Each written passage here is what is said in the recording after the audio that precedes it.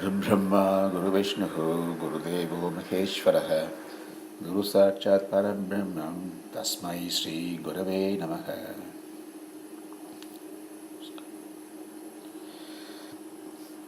Dear friends, thank you very much for assembling today for this puja. And first of all, let me congratulate the team for organizing this puja almost every month, I think. And most importantly, to have a session to contemplate on some spiritual thoughts. I understand you have recited Chapter-11 of Bhagavdgita, Vishvarupa, Dharshan Yoga. So let me say a few words on that wonderful chapter so that it helps you, rather invigorate you to further study this wonderful chapter.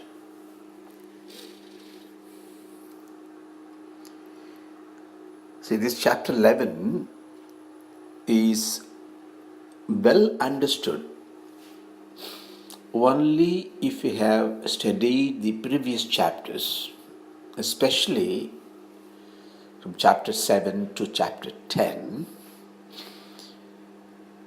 because this Vishvarupa Darshana Yoga is the culmination of the ideas that have been imparted to Arjuna by the Bhagavan in the previous chapters.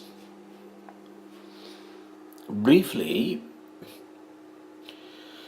in those chapters, God has revealed Himself to him, to Arjuna, by explaining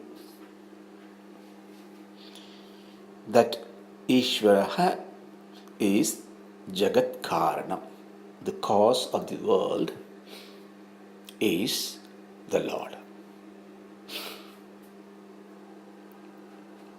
See, when you say a cause of a thing, the natural question is, what sort of cause is that? For at least there are two types of causes for anything to happen. One is an intelligent cause, an ability, the know-how to make that effect. The other one is the material cause with which the effect is manifesting. These are respectively called the Nimitta Karana, the intelligent cause, and Upadana Karana.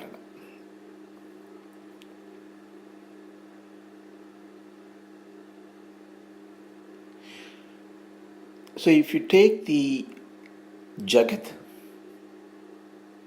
especially in those 4 chapters, the material cause of the Jagat is revealed. You see, if a potter makes a pot, he knows how to make the pot, and he has got the clay to make the pot. If you take that same analogy for the whole universe, if God is an intelligent cause, from where He has got the materials to make those worlds? If those materials exist outside of Him, then it makes the God not that omnipotent, all potential, because something else exists outside of Him. Therefore, Vedanta tells us that the material in which the world is made also comes from the God. Therefore, the material cause on the intelligent cause or the Brahman, the God. Now, this leads to a couple of inferences. In fact, Vedanta proposes or presents the world for us to understand in three important steps. The first step is that there is a creator for this world, and the world is the creation of that Parabrahman, that God. Is it not? If anything exists, there must be a creator. Therefore, the world is presented as the creation of the God. This is the first step. The second progressive step is what we understand from this Jagat Karana articulation by the Bhagavan,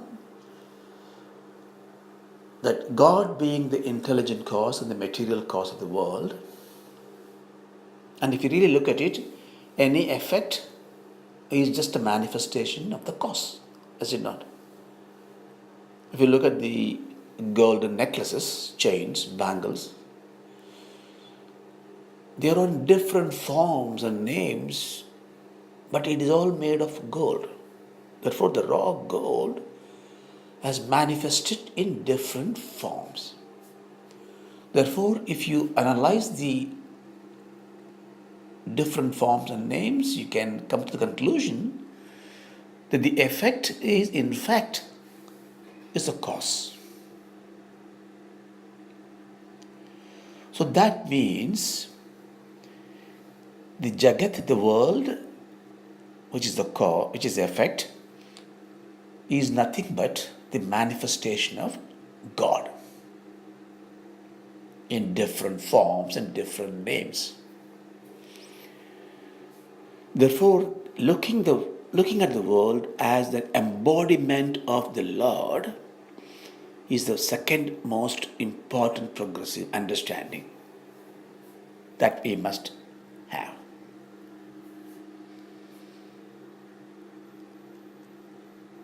This makes our life more pleasant, more happier,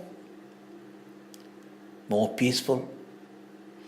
And therefore, the second understanding is pivotal for us to lead a successful life. And that is what the Vishvarupa Dharshan Yoga is going to endorse and prove. Of course, there is a third and final step to understand that this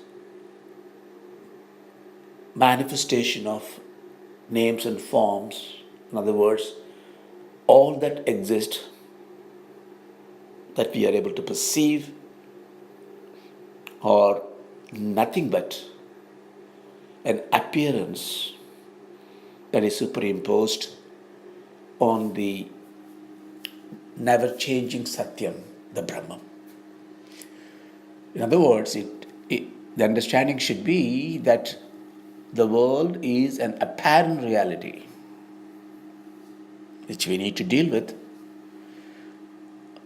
but in absolute terms, that is merely an appearance.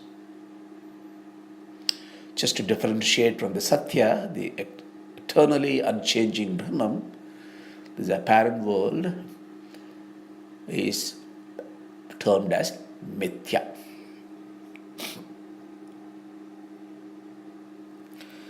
So here, in the Vishvarupa Darshan,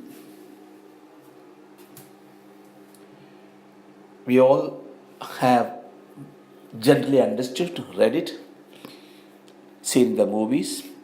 Vishvarupa means the God stands very tall with thousands of hands and eyes and faces, and we become very small in front of him, and we talk to him in awe. Such a visual presentation is also given in this chapter. And also Arjuna, after asking for seeing such a mammoth, massive, larger than life vision of the God, to see that vision, he also acquired a special eyes. But subsequently he returns back that special eye with the understanding that he is unable to hold on to that for long. This is pure poetry. And if you just stuck with that idea that Vishvarupa Darshan is something, a form of God that will come in front of us, then we'll be missing the point completely.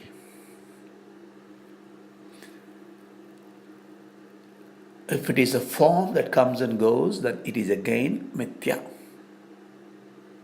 But God is Satya. Therefore, we need to have a very different understanding of this. So there are few key words, and if we can analyze those keywords and have a better understanding of those keywords, the import of this chapter would be very clear to us.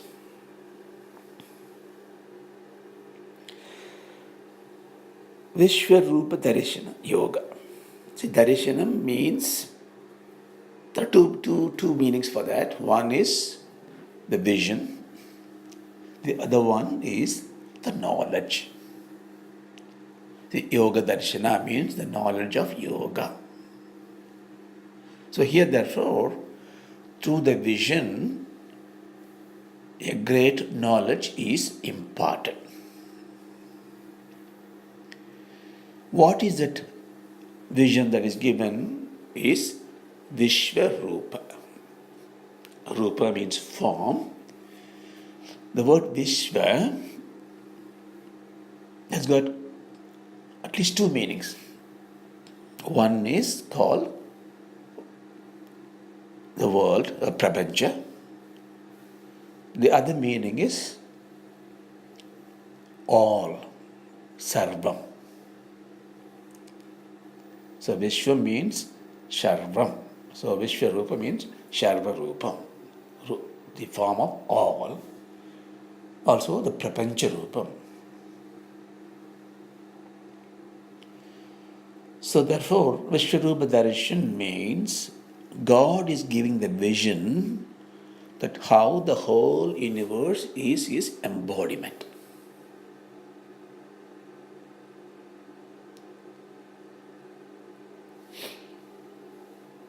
See, how is that a tall figure with the multiple heads and thousands of hands and eyes represent that?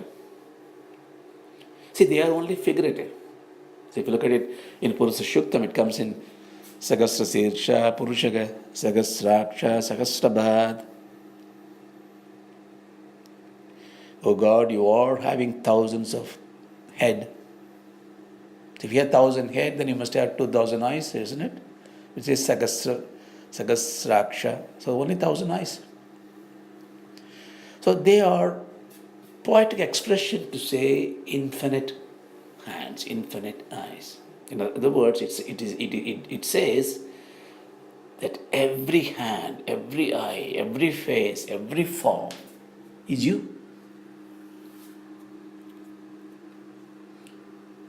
So imagine you are working in an office and you have a wonderful office room and you know the room very well. And you have not really appreciated the whole existence there. So someone really pulls you out of the room and say, look, the room that you have is in this hall. The hall is in this story of this building. And this is the building. This building is in this wonderful street. The street is on this town. The town is in this valley. This valley is in this city. The city is in this country. resists in this world, and so on and so forth. And if he wants to show everything, he's got a three-dimensional model on the floor. The first time when you see this model, it's flabbergasting. It's so big, so beautiful. Imagine you can add the fourth dimension of time to it, how this model changes. You'll be awestruck. But you know that model is not real. The model is just a model, just to show you that whole universe, how it exists. So that's how the Bhagavan comes in and shows a Mayaka Rupa, an appearance of Maya. He shows the supreme model, multidimensional model of the universe. And that's what Arjuna sees and explains and wonders. That's what Sanjaya sees and explains and wonders. But the truth is, that's a model. He must go back to the reality. So, while we appreciate the mammoth, wonderful, physical form of the God appearing in front of Arjuna, which we enjoy and relish, we should look the inner meaning of that, so that we can able to see the form of the God, not just that comes and goes, but that is eternally exists. That means we see the Satyam beyond the Mithya. How do we see that? If it's always there, where is it? Where is it there? Where is the form? It is there everywhere in this world. But I can't see it. I can only see my friends, my relatives, my enemies, my poverty, sickness. I don't see God. See, to see that, you need a special pair of eyes.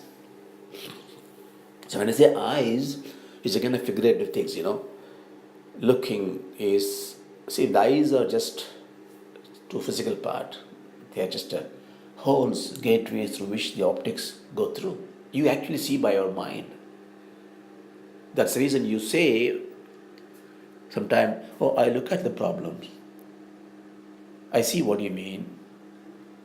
So here all this looking, seeing is not an optical observation of something, but thinking through the mind.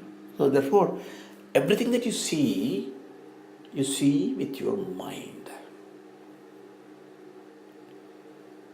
So therefore, if I have to see the God in the universe forever, my instrument of observation is not important. The one that observes, my mind, has to change. So if I have to look out for the supreme God, my outlook has to change. I'll give an example. So if I come and give you laddu, for example, and you may say, okay, I'll eat it, or I may not eat it, sugar. Okay, I will have it later. You put it somewhere. But if I give you that this laddu is a Mahaprasad from Tirupati, and assuming that you are a believer of this, then you would take it with reverence. Don't you? So, the point is, and anything gains reverence by association with something reverential. But you will have the reverential outlook on this only if your outlook is different. I can't give the same thing to someone who has no understanding of Tirupati Laddu. He has no reverence. He will not have it.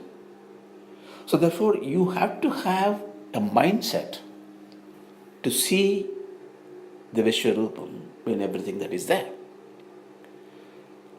Like you and I, Arjuna did not have the mindset.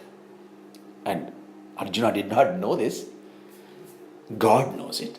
So God told Arjuna that when he asked for the Vishvarupa darshan, because he hasn't understood this concept in the last 4 chapters, when he was giving a verbal revelation of this truth, so God has to really tell him that, look, Arjuna, you do not have the faculty to appreciate this. Therefore, you need a change in your attitude, in your outlook. That change in the outlook is called Divya Sakshu. So this is another word you must understand. So Arjuna was granted that Divya Sakshu, a clear eye, a change in attitude. Let's see what is that clear eye does later. So when that outlook changes, then you see a different meaning for things. You will even think, what is this Vishwam means? See, in fact, in Sanskrit, the word Vishwam, Sama means equilibrium. Sama means Satyam, non-changing. When it is all in equilibrium, everything is in layam, it is unmanifest, all potential exists. When there is a chalanam in the sama, when there is slight imbalance, there is some changes happens, then it becomes visamam, like niyogam, vinyogam, like that, visamam. The visamam also means changes to vishamam by Sandhi rules. So the vishamam means the mind. So the Vishva means that which scatters away. That means it is not in one place, in many places, but it is also part of that. So therefore the Brahman creates this splattered world of objects and then gets into that visiting. The word visit in English is also the same thing. Like Vishnu Sahasranam starts with Vishwam Vishnu. There the Vishwam is Sarvam. Vishwam means Sarvam. So therefore the word Vishwa means in all the manifestation into which the God enters and resides. In other words, it gives you 2 things. It thinks everything in the world, the Prapancham, and it also conveys in the Prapancham, in every object, God is within, indwelling.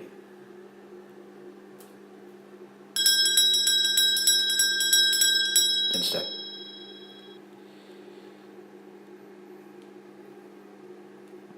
But to see that in the divine form, I need an attitude change. Why the attitude change? What is this attitude change? What is that Lord gave to Arjuna that we also need to seek it, develop that actually?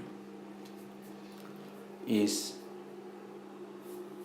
only 2 things to be given. Very simple to say. The 2 things are ahankaram and mamakaram.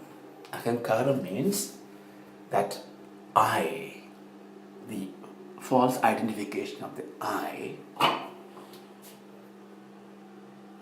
Mamakaram means the ownership of things, my thing, my wife, my house, my property. See, the moment you say my things, then you create vikalpa. You are different. You don't own up anything other than what you say is mine. You are becoming limited. Of course, when you say mine, you're already wrong because the body is not yours. You don't even know how the body functions. Even the thought is not yours. You can't even plan to think. Thoughts comes and then you act. Is it not? Can you tell me what you're going to think the next half an hour? So there's nothing you own. That's why you say to God, it's not mine. Namaha. Maha, not mine. All the namaha is got two meanings. Worshipping God, hailing the glory of the God is one meaning. And surrendering to Him, not mine, not mine. So the mamakaram has to go. To give off the mamakaram, the first thing is to you do sacrifice. You give it away, your things. The best sacrifice is sacrificing yourself. That comes under surrender, which is the ultimate aim of this chapter. But here, to start with, you do tyagam. You do sacrifice. Give small things to start with. And slowly you give it away, things that you think that it's yours, without which you cannot live. This fasting, yatra, annadan, kshetradan, bhudan, all this kind of giving away is to inculcate this virtuous habit of not having mamakara. The second thing is to give up the ahankara. How can I give up ahankara? How can I give up I? Without I say I can't live in this world. So to do that, we must understand who am I?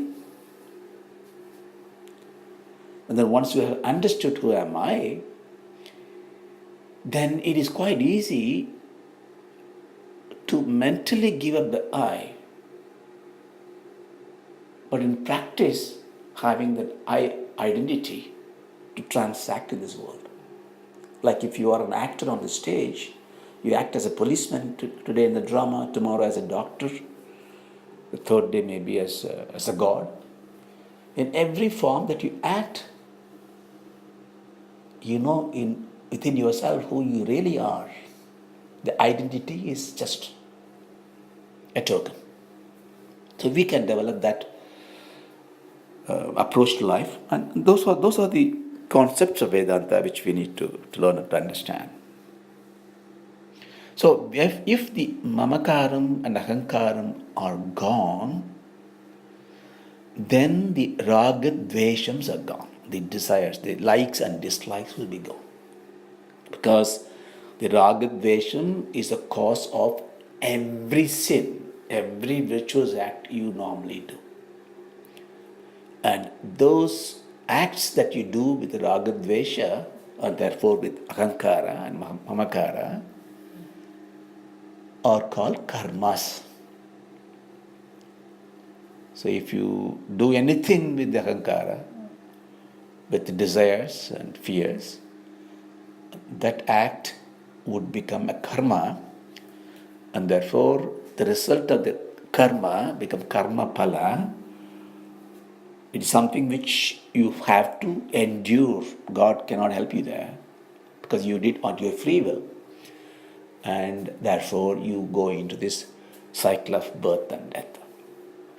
But if you do anything without ahankara, mamakara, it is not a karma. It's just a kriya. There is no bondage.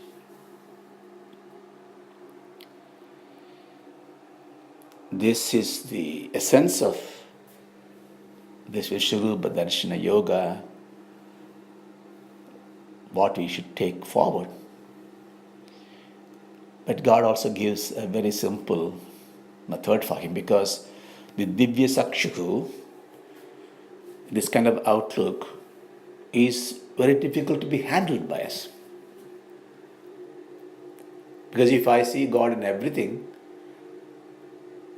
and if I stay there, I can't even transact in this world. Therefore, for us, for the evolving beings like us, we need the capacity to understand the truth, yet practically live in this world until the embodiment comes to a successful end. How do we do that? Because as we know, as we understood, the world is an apparent reality. God is an absolute reality. So to handle this together in this world, we need to accept both and act accordingly. That's why when we pray, we say, Ritam vadishyami, Satyam vadishyami.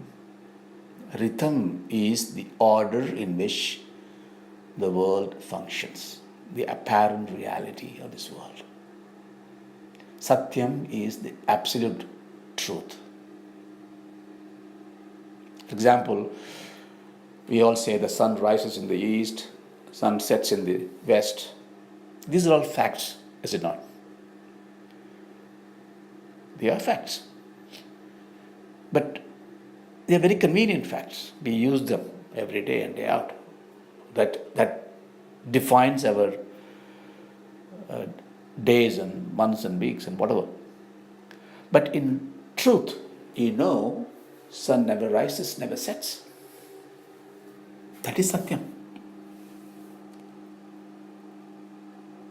By knowing the Satyam, therefore, if you have no use of application of the day and nights and these concepts, you can't live in this world.